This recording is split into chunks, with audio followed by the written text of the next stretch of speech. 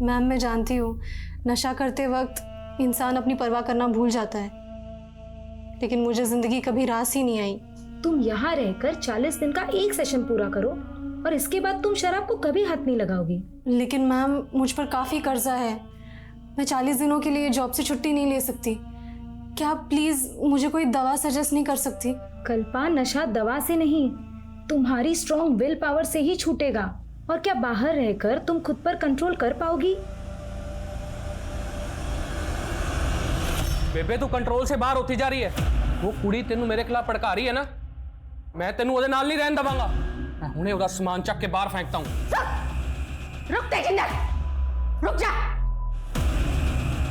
खबरदार जो तूने उसके सामान को हाथ लगाया, वो ना मेरी पीछे है, किराया देती है मैनू। तू ना मेरे गुजारे के लिए मुझे खर्चा नहीं देता। अकेला छोड़ के गया था तू मैनू। अकेला छोड़ के तो तू याशी करेगी? अपनी बेबे को तू याश बोलता है? अरे शर्म नहीं आती तेनू? चल निकल यहाँ से, दफा हो जा। बेबे तू उस लड़की के लिए मेरी इज्जत तार रही है ना, देख लूंगा तुझे। खस मानू खाइया। आंटी क्या हुआ? ये तेजिंदर भैया इस तरह? अरे नाम मत ले उस कुत्ते का, सारे मूड की ना बैंड बजा के चला गया। चिल्ला चिल्ला के ना मेरा गला सूख गया है। तू जुगाड़ लाई है?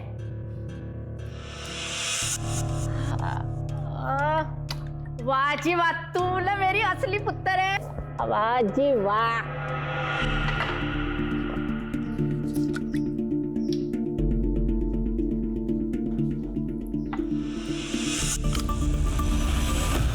कल्पा, नशा दवा से नहीं, तुम्हारी स्ट्रॉन्ग विल पावर से ही छूटेगा।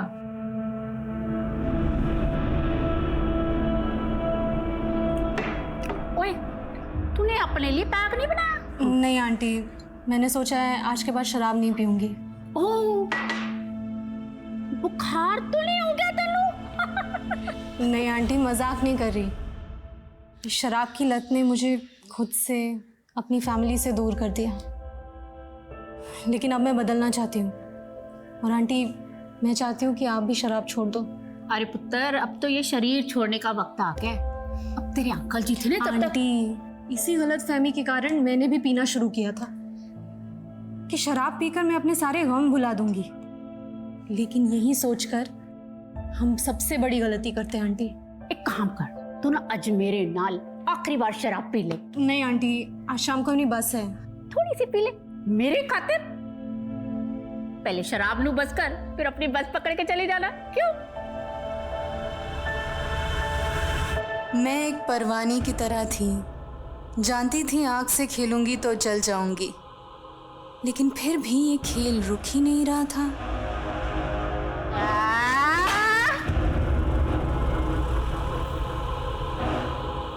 टाइम क्या हुआ बेटा? 8:30 हो रहे हैं आंटी। सर दर्द से फटा जा रहा है। एक काम करना, कंडक्टर से पूछना कि खाने के लिए बस कब रुकेगी। प्लीज बेटा। ठीक है आंटी।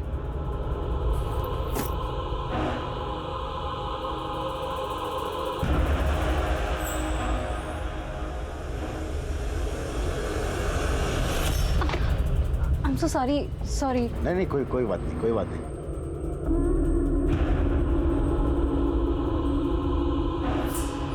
भैया ये डिनर के लिए गाड़ी कहाँ रुकेगी? बस 10-15 मिनट में गुलशन ढाबा पहुंचने वाली है, बस वहीं रुकेगी। Okay, thank you.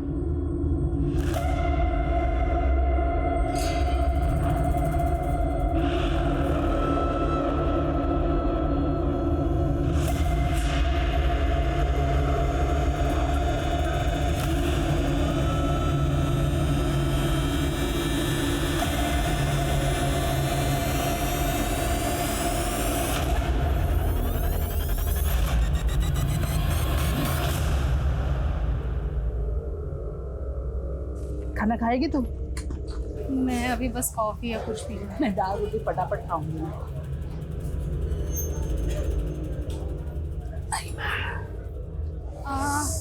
आंटी मैं अभी आती हूँ। हाँ।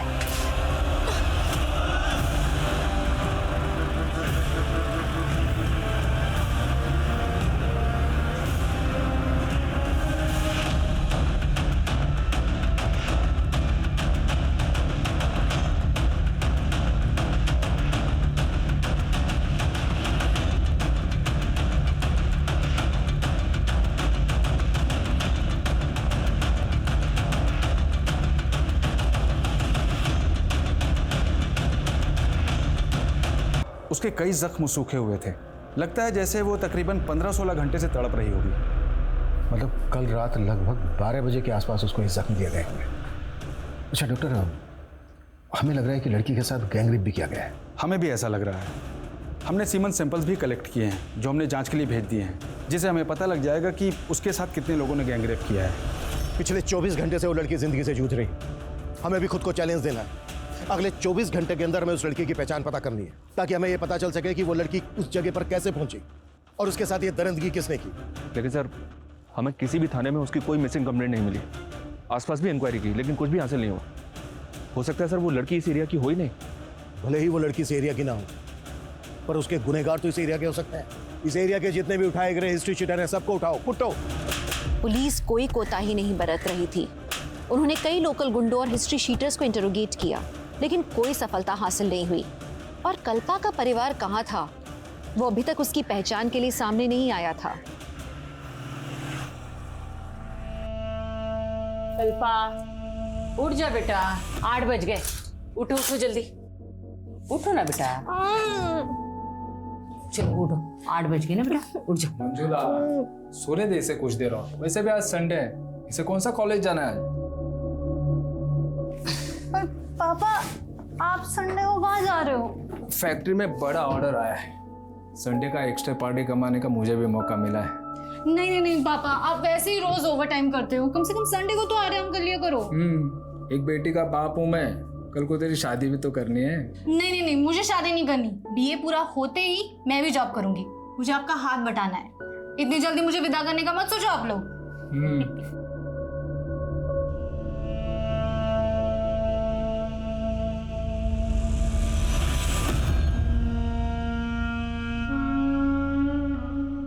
उस लड़की के साथ बहुत ही हैवानियत हुई। पिछले 24 घंटे में हम कुछ भी पता नहीं कर पाए। सभी पुलिस हेडक्वार्टर में लड़की का फोटो भेज दिया सर। न्यूज़पेपर्स और सोशल मीडिया में भी लोगों से अपील की कि अगर कोई इसे जानता है तो सामने आए। लेकिन तब तक हम चुपचाप नहीं बैठ सकते। उस लड़की के साथ इतनी ज्यादती हुई है कि वो कोमा में चली गई। जिंदगी और वक्त ठहर गया उसके लिए। अगले 24 घंटे में क्या क्या एक्शन लेने वाले हो, टाइम फ्रेम करो। कैसे भी करके हमें उस लड़की की पहचान पता करनी है। Right sir.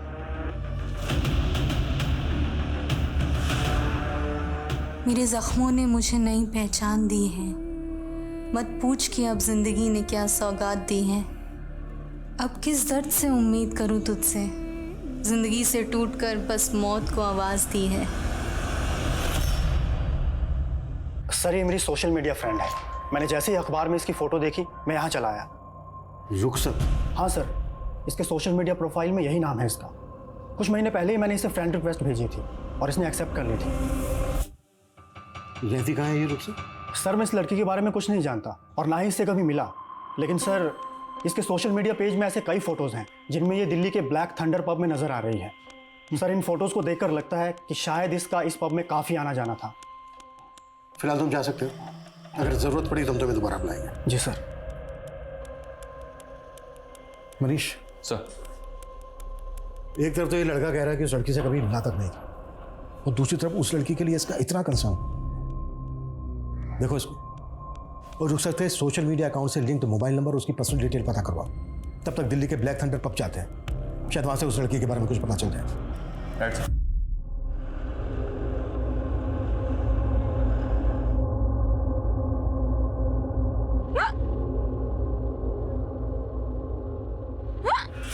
लगता है तुम्हें कोई याद कर रहा है बेटा। मुझे कोई याद करे ऐसा कम ही होता है आंटी। ऐसा क्यों बोल रही है बेटा? तेरे अपने तुझे क्या याद नहीं करते? एक काम कर, ये टॉफी खा ले, हिचकियाँ कम हो जाएगी। ले। नहीं, मैं ठीक हूँ आंटी। अरे ये खा ले और भी ठीक हो जाएगी। ले खा। Thank you.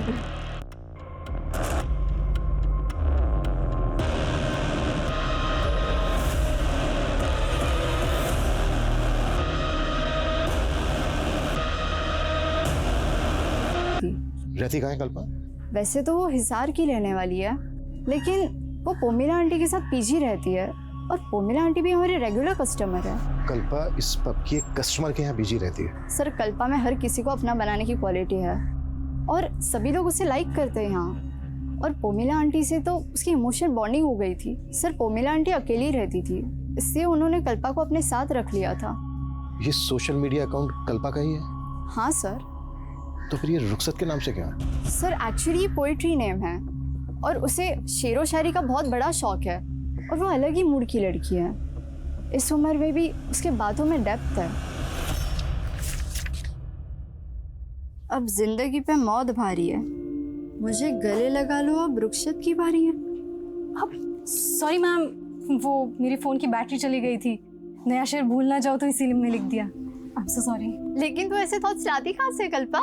दर्द को जुबान दे दो तो शेर भी बन जाते हैं। लेकिन तेरे दर्द सिर्फ तुझे शायर नहीं, तुझे शराबी भी बना रहे हैं। सर उसे शराब की बहुत बुरी लत लग गई थी। कुछ तो ऐसा था जो उसे अंदर ही अंदर परेशान कर रहा था। कल्पा इस वक्त जिस हालत में है, तुम्हें किसी पर शक है? कौन कर सकता है उसके साथ इतनी दरिद्री? नहीं सर, लेकिन कुछ टाइम पहले उसके साथ बहुत बुरा हुआ था।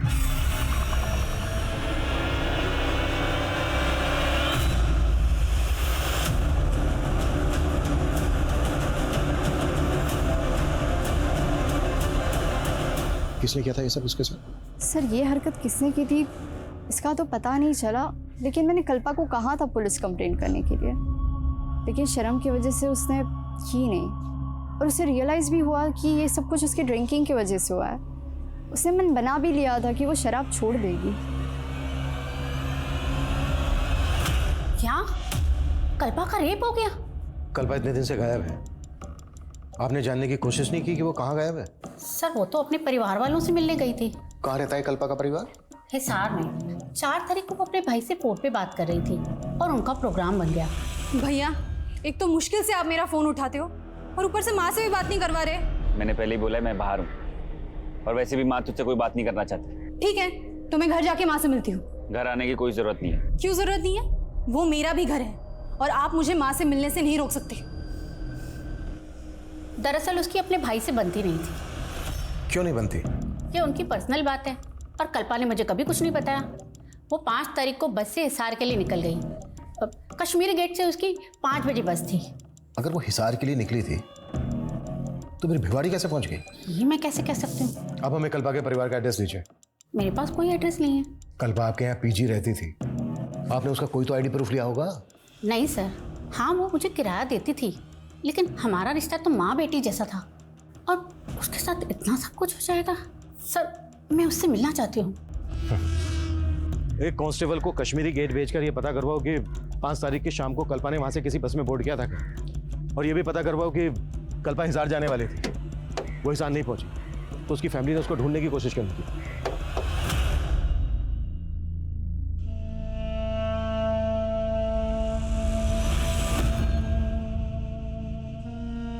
बस बेटा, अब ये खाना हलक से नहीं उतरता। बोझ बन गया हूं मैं तुम सब पर। ऐसा मत भूलो पापा, आपके 2 बच्चे हैं, मैं और सोम भैया, हम दोनों आपके 2 बाजू बनेंगे। ये सब बातों का कोई फायदा नहीं है कल्पा। ये दिन रात जिस फैक्ट्री मालिक के तलवे चाटते रहे, उसने मुआवजे के नाम पे 2 महीने की तनख्वाह पकड़ा दी, और फिर ये उसके ऊपर केस भी नहीं कर रहे। बड़े लोग हैं बेटा, ये कोर्ट कचहरी के चक्कर में पड़ेंगे तो हमारा जीना मुश्किल कर देंगे। वो जीना वैसे भी मुश्किल हो गया है हमारा, आपके हाथ भी गए और नौकरी भी। तो फिर आपकी क्या रिस्पॉन्सिबिलिटी है भैया? पापा को कोसने के अलावा आप अपने लिए कोई जॉब क्यों नहीं देखते? तुझे जॉब मिल गई तो मुझे ज्यादा अकड़ मत दिखा, समझी ना? और वैसे भी मैं कोई ऐसी वैसी जॉब नहीं करूंगा जहां इनकी तरह मुझे किसी के तलवे चाटने की जरूरत पड़े। पापा पापा आप बिल्कुल परेशान मत होइए, मैं इतना कमाने लगी हूँ कि सब कुछ संभालूंगी। पापा प्लीज आप, पापा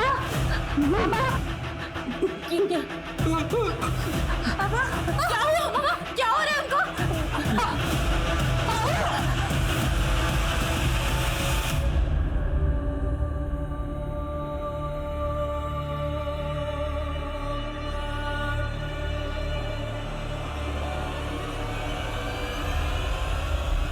सर ये कश्मीरी गेट बस स्टैंड की फुटेज है। 5 अक्टूबर की शाम को कल्पा ने दिल्ली से जयपुर जाने वाली बस पकड़ी थी, जबकि पोमिला ने हमें बताया था कि कल्पा उस शाम को हिसार जाने वाली थी। पोमिला ने हमें बताया कि कल्पा दिल्ली से हिसार जाने वाली थी, लेकिन कल्पा ने दिल्ली से जयपुर की बस मिली और दिल्ली से जयपुर रोड पर भिवाड़ी के पास कल्पा हमें जख्मी हालत में मिली। तो क्या कल्पा ने पोमिला से झूठ बोला या फिर पोमिला हमसे कुछ छिपा रही थी? कल्पा की फैमिली के बारे में कुछ पता चला?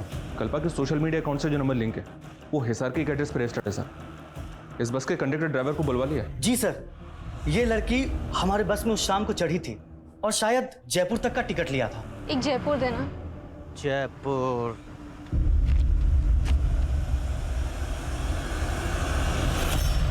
ये लड़की जयपुर जा रही थी तो फिर हमें जख्मी हालत में भिवाड़ी में कैसे मिली?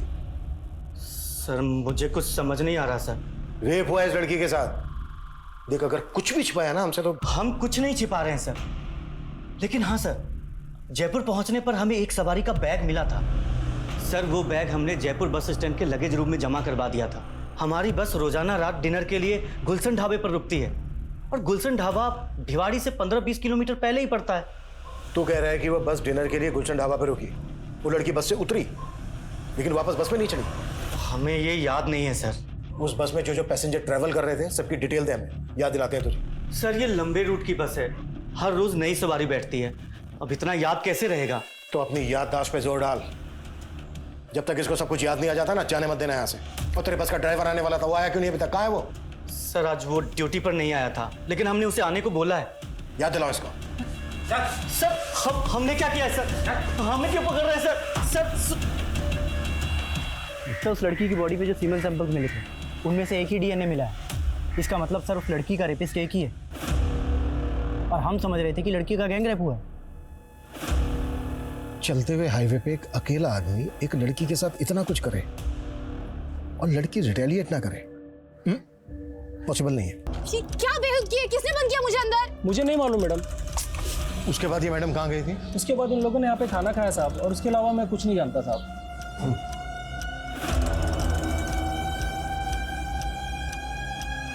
ये सीसीटीवी काम कर रहा है? जी साहब काम कर रहा है। हमें 5 अक्टूबर की रात की फुटेज चेक करना, दिखाओ। हाँ साहब आइए। हाँ शर्मा बोलो। सर 6 अक्टूबर की सुबह जो बैग बस में मिला था वो मैंने चेक किया, उसमें कल्पा का आईडी और लेडीज के कुछ कपड़े थे। सर मुझे लगता है वो बैग कल्पा का ही है। कल्पा खुद से तो अपना बैग बस में छोड़ेगी नहीं, इसका मतलब ये है कि कल्पा के साथ जो कुछ भी हुआ है वो इसी सफर के दौरान हुआ है। साहब हमने कुछ नहीं किया साहब, हमें जाने दीजिए ना साहब।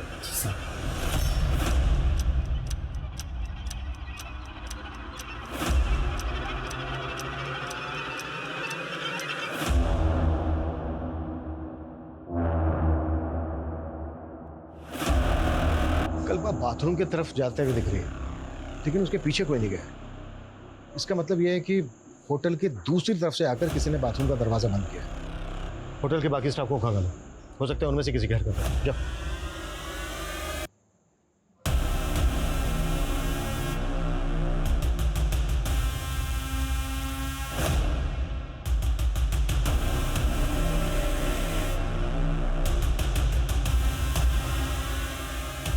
सर कहीं ऐसा तो नहीं कि वो लड़के उस रात कल्पा को अपने साथ कार से ले गए? कल्पा अगर अपनी मर्जी से कार में उनके साथ जाती तो अपना बैग बस में क्यों छोड़ती? लेकिन सर कल्पा उस रात बस में चढ़ी, फुटेज से ये बात क्लियर नहीं हो रही है और ना ही गाड़ी का नंबर विजिबल है। पता करो वो दोनों लड़के कौन थे और फुटेज में बस की तरफ से जितने भी पैसेंजर आते हुए दिख रहे हैं सबकी पहचान पता करो। क्राइम सीन यहाँ से लगभग 15 किलोमीटर दूर भिवाड़ी में है। यहाँ से लेकर क्राइम सीन तक जितनी भी छोटी बड़ी दुकानें हैं, ढाबे हैं, सब जगह पूछताछ करो। Okay sir. शायद उस रात किसी ने कुछ देखा हो। जी सर।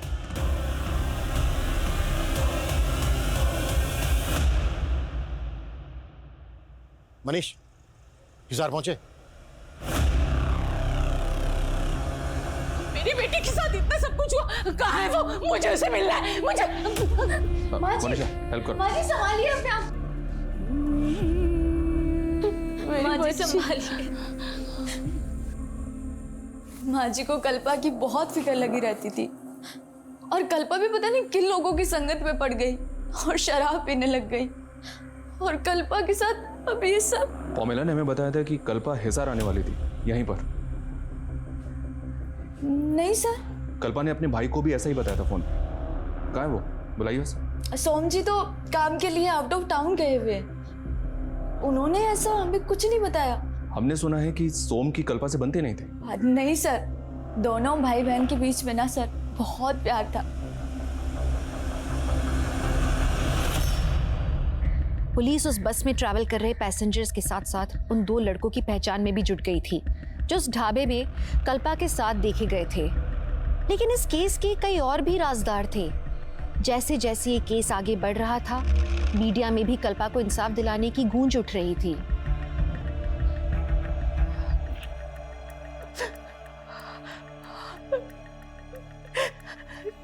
कितने साल से मैं तेरी शक्ल देखने के लिए तरस रही थी बेटा। मुझे क्या पता था मैं तुझे इस साल में देखूंगी। तू चुप क्यों है बेटा?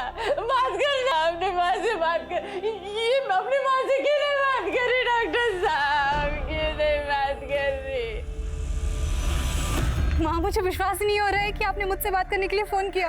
मेरा बस चलता ना तो मैं तुझे यहाँ बुला लेती, लेकिन तेरे भाई के आगे मेरी एक भी नहीं चलती। लेकिन आप मेरे पास भी आकर रहना नहीं चाहती। सुना है तू शराब पीने लगी है, क्या ये सच है? वो माँ, बोलना। अरे सुधा, मेरा फोन देखा क्या? माँ, क्या हुआ माँ? बात तो करो माँ। हेलो।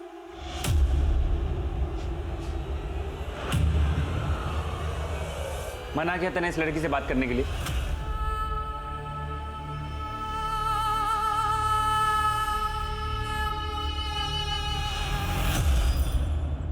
कल रात इन लोगों को तुम्हारी बस में से उतरते हुए देखा गया। हमें इनकी पहचान करनी है। कहाँ मिलेंगे ये लोग?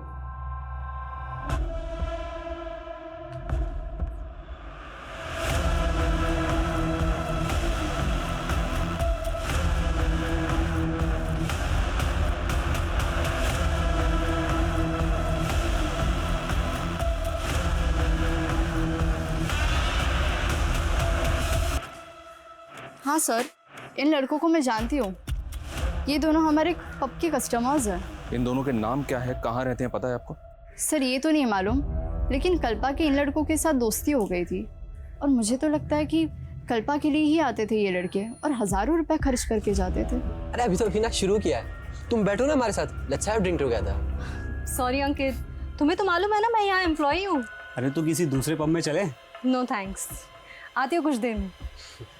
सर कल्पा को लेकर मुझे इन लड़कों की इंटेंशन सही नहीं लगती थी।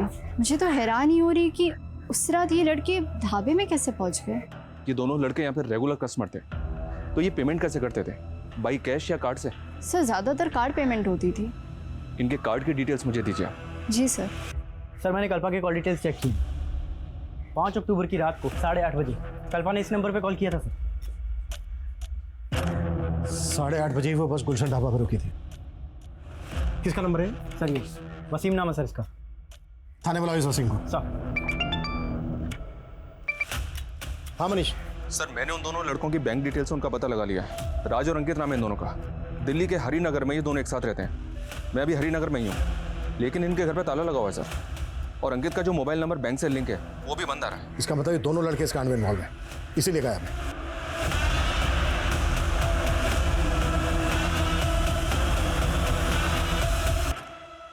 5 अक्टूबर की रात को उसके फोन से कॉल किया गया था तुझे, ये देख। 5 अक्टूबर। हाँ साहब, उस रात मुझे कॉल तो आया था, लेकिन नेटवर्क प्रॉब्लम की वजह से मुझे किसी की आवाज़ सुनाई नहीं दे रही थी। घुमा रहा है हमें। इन दोनों को भी जानता है ना तू? नहीं साहब, ना मैं इन दोनों को जानता हूँ, मैं ही उस लड़की को जानता हूँ साहब। मैंने कुछ नहीं किया साहब। लेके जाओ इसको, इसकी याददाश्त भी तेज करो। सर चल। साहब मैंने कुछ नहीं किया है साहब, साहब मैंने कुछ नहीं किया।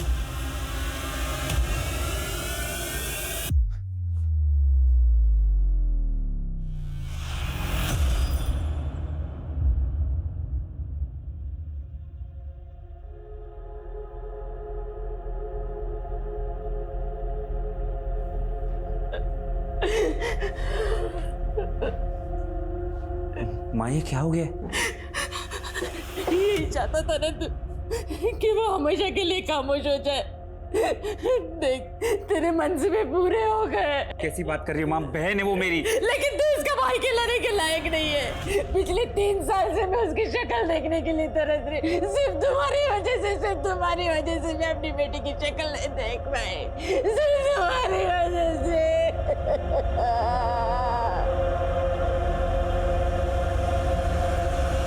इस वसीम पे भरोसा नहीं कर सकते। इसका डीएनए लो और रेपिस्ट के डीएनए से मैच करो। सर, इन दोनों लड़कों में से ये लड़का अंकित अलवर का रहने वाला है।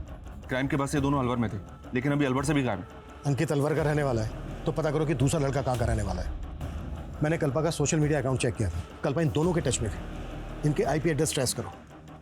इस हादसे से पहले कल्पा के साथ पब में किसी ने बदतमीजी की थी। पता करो वो लोग कौन है। राइट।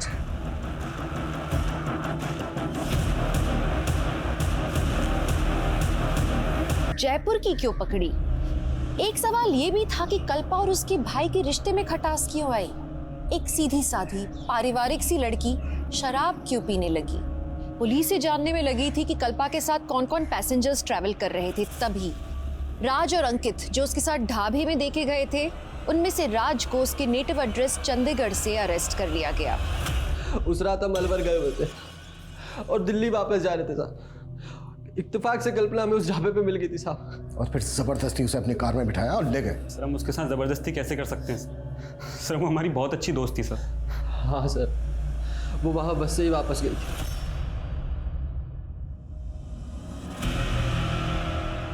हमें पता चला है कल्पा हिसार जाने वाली थी, फिर उसने अपोजिट डायरेक्शन में जाने वाली जयपुर की बस क्यों ली?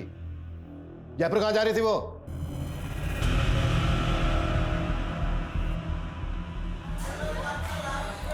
मैंने कभी अपनी ज़िंदगी की कदर की ही नहीं, हमेशा माँ का दिल दुखाया। एक्चुअली उन्हीं से मिलने हिसार जाने वाली थी, लेकिन फिर सोचा अब मैं माँ से तभी मिलूंगी जब पूरी तरह से शराब पीना बंद कर दूंगी। इसीलिए मैं 40 दिनों के लिए जयपुर जा रही हूँ, नवज्योति नशा मुक्ति केंद्र। सर कल्पा बहुत पॉजिटिव लड़की थी, उससे बात करके हमेशा पॉजिटिव वाइब्स ही आती थी। हम उसके साथ ऐसा करने की सपने में भी नहीं सोच सकते साहब। फिर तुम दोनों गायब क्यों हुए थे? डर गए थे साहब। डर इसलिए गए थे क्योंकि तुम दोनों भी इन्वॉल्व हो इस क्राइम में। रेपिस्ट के सैंपल्स हैं, डीएनए सैंपल्स हैं हमारे पास, तुम दोनों के भी सैंपल्स हैं, सब साफ हो जाएगा। डीएनए सैंपल्स लो इनके।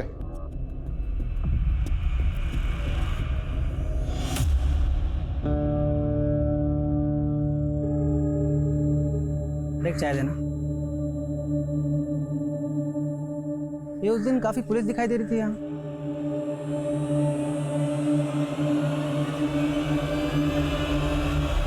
सर हमने राज और अंकित दोनों के डीएनए सैंपल्स ले लिए हैं और दोनों अभी ये कह रहे हैं कि कल्पा गुलशन ढाबे से उस बस में ही चढ़ी थी। और दूसरी बात ये सर, मैंने जयपुर के नवज्योति नशा मुक्ति केंद्र से पता किया है, ये कल्पा 6 तारीख को 40 दिन के कोर्स के लिए वहाँ जाने वाली थी। तो कल्पा भिवाड़ी में उस हालत में क्यों मिली? अगर ये दोनों लड़के सही बोल रहे हैं तो क्या बस का कंडक्टर और ड्राइवर झूठ बोल रहे हैं? बस के पैसेंजर्स की पहचान पता चली? जी हाँ सर, 2 आदमियों की पहचान हुई है। ये देखिए, ये बसंत है और ये योगी। इन दोनों को थाने बुलवा लिया है। सर मैं कल्पा की सोशल मीडिया अकाउंट चेक कर रहा था। सर कल्पा अपने पुराने पोस्ट में कई फोटोज में इस लड़के के साथ दिखाई दे रही है सर। और सर ये लड़का कल्पा को सोशल मीडिया पे काफ़ी मैसेज किया करता था, लेकिन कल्पा रिप्लाई नहीं करती थी। और सर 5 तारीख को भी ये देखिए सर, इसने कई मैसेज किए थे। कल्पा मैं तुमसे मिलना चाहता हूँ, प्लीज़ रिप्लाई करो। अगर तुम मुझसे नहीं मिली तो अच्छा नहीं होगा। साहिल, मैं तुम्हारे लिए अपने परिवार छोड़कर आई हूँ और तुम मुझे अकेला छोड़कर कहीं कहीं दिन गायब रहते हो। कल्पा मेरा काम जानती हो ना तुम। लेकिन साहिल, तुम मुझे अपनी फैमिली से मिलवाने वाले थे ना, तो क्या हुआ उसका? कल्पा मैंने बात की है उनसे, मैं उनको कन्विंस करने की पूरी कोशिश कर रहा हूँ। हाँ बस मुझे थोड़ा वक्त दो।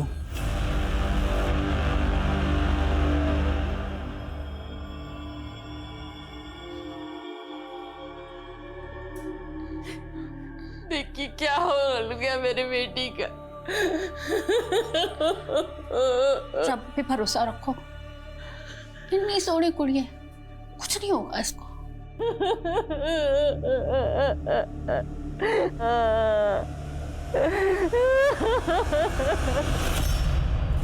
हाँ सर, ये उस बस में थी, ये पीछे वाली सीट पे बैठी हुई थी सर। सर इसके साथ एक लेडी भी थी। दोनों को देख के ऐसा लग रहा था जैसे दोनों एक दूसरे को पहले से पहचानते हो। इनमें से देखकर बताओ कौन थी वो? ये नहीं सर। ये सर ये। तुम्हें ऐसा क्यों लगा? कल्पा इस औरत को जानती होगी? सर पूरी बस खाली पड़ी थी और फिर भी दोनों एक साथ एक ही सीट पे बैठी थी। ये बस गुलशन ढाबे पर रुकी थी, अच्छी तरह से याद करके बताओ, क्या ये औरत वापस उस बस में चढ़ी थी वहां से? सर उतना तो याद नहीं आ रहा सर। हाँ सर, ये लड़की उस ढाबे के बाद बस में चढ़ी थी। शायद गैस वैस का कोई प्रॉब्लम था इसे, तो एक औरत ने इसे कोई तो गोली दी थी। ये टॉफियाँ खा ले, हिचकियाँ ठीक हो जाएगी। ले। नहीं आंटी, मैं ठीक हूँ। अरे ये खाएगी तो और भी ठीक हो जाएगी। ले। सर हो सकता है वो नशे वशे की गोली। तो तुम्हें उस औरत पे शक है? नहीं सर, पहले शक नहीं था, लेकिन अब ये सब पता चलने के बाद तो शक हो रहा है सर। और गुलशन ढाबे से थोड़ा दूर जाने के बाद मुझे एक लड़की के चीखने की आवाज़ सुनाई दी थी, और तब मैंने देखा तो वो बस में वो लड़की नहीं थी, लेकिन हाँ दूसरी सीट पर वो औरत आंखें बंद करके बैठी हुई थी। अगर ऐसा था तो तुमने बस क्यों नहीं रुकवाई? सर उस वक्त मुझे कुछ समझ में नहीं आया, लेकिन ये ज़रूर है कि मैंने किसी की चीखने की आवाज़ सुनी थी। हमने कोई भी चीख की आवाज़ नहीं सुनी थी सर। तो पैसेंजर बस झूठ बोल रहा है? सर हमें नहीं पता कि वो ऐसा क्यों बोल रहा है, लेकिन हमने कोई चीख नहीं सुनी। बसंत और एक दूसरे पैसेंजर का कहना है कि गुलशन ढाबा पे कल्पा वापस बस में चढ़ी थी, लेकिन तू शुरू से कह रहा है कि वो बस से उतरी थी लेकिन बस में चढ़ी नहीं वापस। सर मैंने कहा था कि मुझे याद नहीं है कि वो बस में चढ़ी या नहीं चढ़ी। तेरी याददाश्त को हम अच्छे से ठीक करते हैं। 10 सालों। सर ये लड़का साहिल है। कल्पा इस लड़के से प्यार करती थी, लेकिन हम नहीं चाहते थे वो इस लड़के से शादी करे। भैया समझने की कोशिश करो, मैं साहिल के बिना जिंदा नहीं रह सकती। बस कर। आज अगर तेरे पापा जिंदा होते ना तो वो भी दूसरे समाज के लड़के के साथ तेरी शादी नहीं होने देते। लेकिन कल्पा अपने मर्जी की मालिक थी। वो इस लड़के के लिए हमें छोड़कर दिल्ली चली गई। फिर उसे बाद में एहसास हुआ कि हम सही थे। इस लड़के ने कल्पा के साथ किया क्या था? सर धोखा दिया था। ये लड़का पहले से ही शादीशुदा था। तुमने समझ कर रखा है मुझे? हाँ, मैंने तुम्हारे लिए अपनी फैमिली से बगावत की और तुमने मुझे इतना बड़ा धोखा दिया साहिल। मैं मानता हूँ मैं शादीशुदा हूँ, लेकिन मैं तुम्हें अपनी दूसरी बीवी बनाकर रख सकता हूँ। इसी गम में कल्पा ने शराब पीनी शुरू कर दी थी। माना कि उसने गलती की थी, लेकिन सोहम ने उसे कभी माफ नहीं किया, इसलिए अकेली ही अपना गम झेलती रही वो।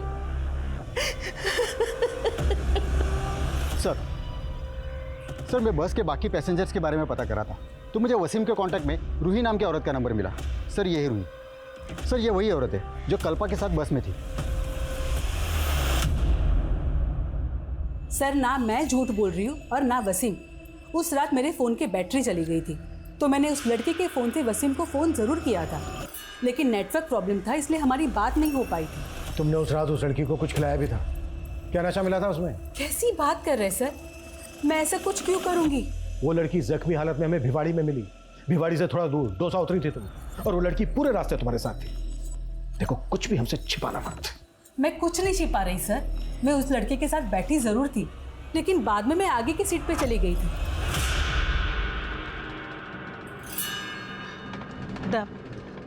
मुझे बहुत नींद आ रही है, एक काम करती हूँ मैं यहाँ आगे की सीट पे जाके सो जाती हूँ। हाँ ठीक है। फिर साहब मुझे दौसा पे उतरना था, तो मैं उठी तो मैंने देखा कि वो लड़की अपनी सीट पे नहीं है। मुझे लगा कि मुझसे पहले कहीं उतर गई होगी। तुमने उस लड़की की चीख या इस तरह की कोई आवाज़ नहीं सुनी? नहीं सर। सर मेरी पहली बीवी को भी मालूम था कल्पा के बारे में, और सर मैं कल्पा को अपनाना चाहता था, लेकिन वो समझने के लिए तैयार ही नहीं थी।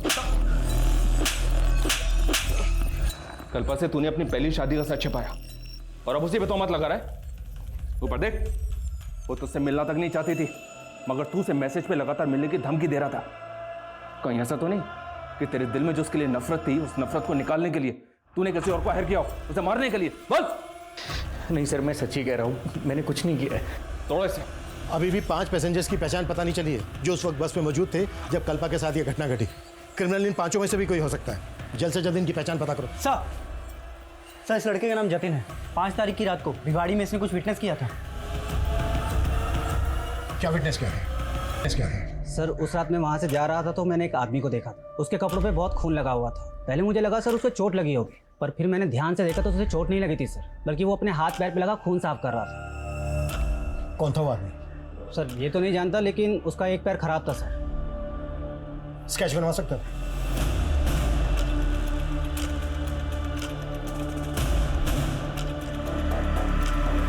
सर इसे मैं जानता हूँ, ये चने वाला बबलू है, बसों में चना बेचता है। सर उस रात हमारे बस में ये गुलशन ढाबा से चढ़ा था और डोसा में उतर गया था।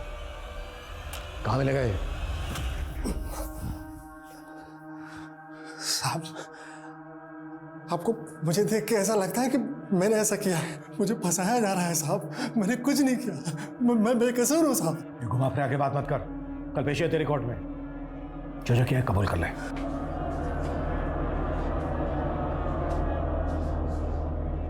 नमस्ते साहब। उस रात एक विटनेस ने तुम्हारे कपड़ों और शरीर पे खून लगा देखा था, किसका खून था वो?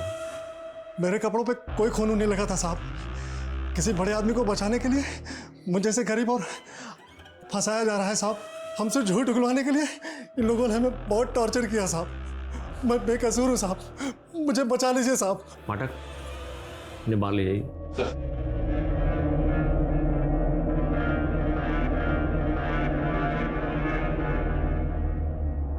जिंदल सर, क्या ऐसा घिनौना क्राइम ये कर सकता है? सर हमने पता किया, उस रात ये आदमी ढाबे पे ही था और उस बस कंडक्टर का भी ये कहना है कि बस में भी था। वो बस कंडक्टर तो शुरू से ही अपना स्टेटमेंट बदल रहा है। और इस बबलू के खिलाफ कोई तुम्हारे पास एविडेंस है? सर हमने डीएनए करवाया है, बस रिपोर्ट आनी बाकी है। मुझे उस आदमी का डीएनए टेस्ट चाहिए जिसने इस बबलू के खिलाफ गवाही दी है, और मुझे नहीं लगता ये बबलू ऐसा क्राइम कर सकता है। मजिस्ट्रेट के ऑर्डर के बाद पुलिस ने इस केस को और बारीकी से स्टडी करना शुरू किया। उस रात बस में मौजूद सभी पैसेंजर्स के उन्होंने डिटेल्स निकाले और 10 से ज्यादा सस्पेक्ट्स के डीएनए सैंपल्स कलेक्ट किए। वहीं कल्पा अभी तक कोमा में थी। उसके होश में आने की उम्मीद और उसके गुनहगारों को पकड़ने की उम्मीद दोनों अभी तक नाजुक मोड़ पर थे। सर, अभी तक जितने भी सस्पेक्ट्स पकड़े गए थे सबकी डीएनए रिपोर्ट आ गई। इनमें से एक का डीएनए कल्पा की बॉडी पे मिले डीएनए से मैच करता है और वो ये है सर।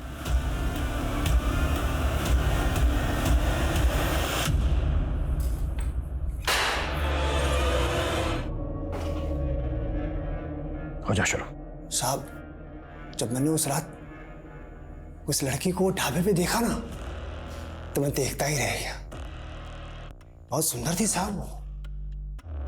पहले मैंने उसको बाथरूम के अंदर बंद कर दिया, लेकिन वो बाहर आ गई। फिर मैं उसको दोबारा देखने लगा और उसकी नजर भी मुझ पे पड़ी।